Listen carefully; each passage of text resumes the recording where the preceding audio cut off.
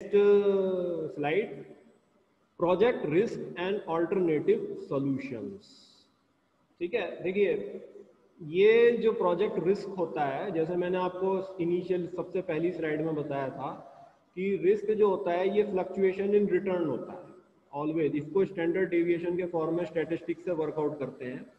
ये एक्चुअली जो है हमारा स्टैंडर्ड डेविएशन होता है रिटर्न का, जो कि रेवेन्यू माइनस कॉस्ट होता है, उसको हम एसडी निकालते हैं, तो उसको रिस्क बोलते हैं एक्चुअली।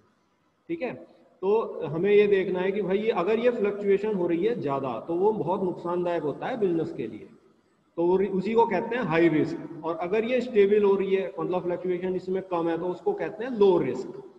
ठीक है, तो एक प्रोजेक्ट में रिस्क जो है वो फैक्टर, बहुत से फैक्टर्स होते हैं जो उसके रिस्क को इंक्रीज कर सकते हैं। ठीक है, ये सारे फैक्टर्स ऐसे होते हैं जो किसी भी बिजनेस के कंट्रोल में नहीं होते हैं। ठीक है भाई, आप बिजनेस हैं, गवर्नमेंट है, आप कर बैठे हैं, आपके कंट्रोल में तो कोई चीज़ नहीं है ना। सो ये फैक्टर्स जो हैं प्रोजेक्ट के रिस्क को डिफाइन करते हैं। ठीक है, यानी कि फ्लक्चुएशन को, अगर इनका प्रभाव कम है तो फ्लक्चुएशन कम होगी, अगर इनका प्रभाव ज़्यादा है तो फ्लक्चुएशन ज़्यादा होगी। ठीक है, तो रिस्क इन्हीं बातों से डिफाइंड होता है। ये फैक्टर्स होते हैं जैसे पॉलिटिकल फैक्टर्स हो गए, इकोनॉमिक फैक्टर्स हो गए, सोशल फैक्टर्स हो गए, टेक्नोलॉजिकल फैक्टर्स हो गए, एनवायरमेंटल फैक्टर्स हो गए, लीगल फैक्टर्स हो गए। ये सारे फैक्टर्स जो हैं फ्लक्चुएशन इन रिटर्न के लिए रिस्पॉन्सिबल होते हैं हर बिजनेस की। ठीक है, सो अगर ये फैक्टर्स कम फ्लक्चुएट इम्पैक्ट कम डाल रहे हैं तो fluctuation will be less, risk will be less. और अगर ये ज़्यादा इम्पैक्ट डाल रहे हैं fluctuation will be more, risk will be more. तो और ये हमारे कंट्रोल में नहीं होते हैं। ठीक है, तो हमें ये भी देखना है कि भाई जो हमारा प्रोजेक्ट आया हुआ है उसमें ये जो फैक्टर्स हैं ये किस तरीके से इम्पैक्ट डाल रहे हैं। ठीक है, सो ये है, हमने स्टार्टिंग में लिखा है, the risk in return refers to the degree of fluctuations in return over a period of time. The project risk may increase due to factors such as political, economic, social, technological, environmental and legal which are beyond the control of business.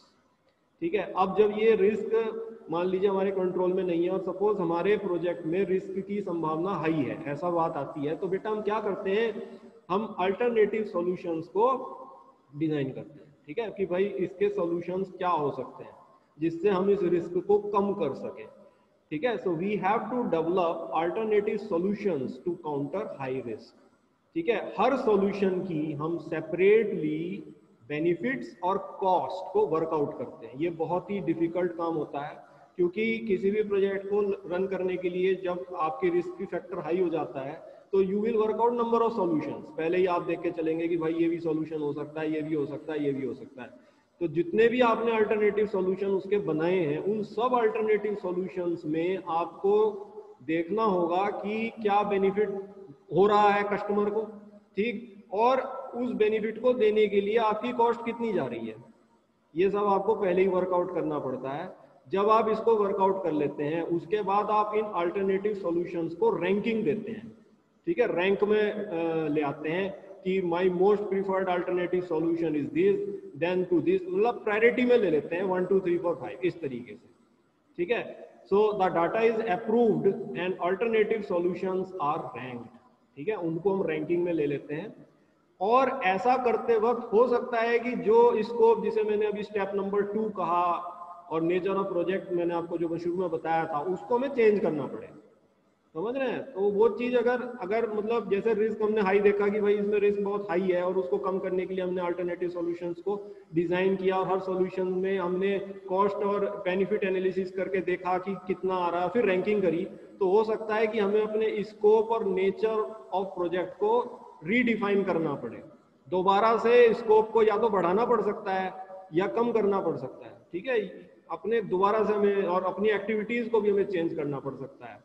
So this lead to redefining the scope and nature of the project. यहाँ पर आके ना हो सकता है scope और nature को redefine करें।